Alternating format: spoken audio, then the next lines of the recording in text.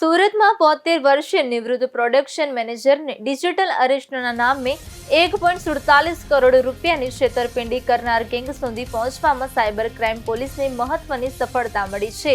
આ કેસમાં અમદાવાદના ગોતા વિસ્તારમાં રહેતા HR કન્સલ્ટન્ટ ઉર્જિત સચિત આનંદ કવિની ધરપકડ કરવામાં આવી છે. પોલીસ તપાસમાં સામે આવ્યું છે કે આરોપી જાણીતા કવિ નાનહાલાલના પરિવાર સાથે સંબંધ ધરાવે છે. ઠગ ટોળકીએ વૃદ્ધને ફોન કરી પોતે મુંબઈ સાયબર ક્રાઇમ અને CBI અધિકારી હોવાનું કહી ડરાવ્યા હતા. તેમના આધાર કાર્ડ પરથી લેવાયેલા સિમ કાર્ડનો ઉપયોગ દેશ વિરોધી પ્રવૃત્તિઓ અને મની લોન્ડરિંગમાં થયો હોવાનો આક્ષેપ કરી તેમને માનસિક દબાણ હેઠળ રાખવામાં આવ્યા હતા. આરોપીઓએ અમેરિકામાં વસતી દીકરીઓને ડિપોર્ટ કરવાની ધમકી આપતા વૃદ્ધ ભયભીત થઈ ગયા હતા.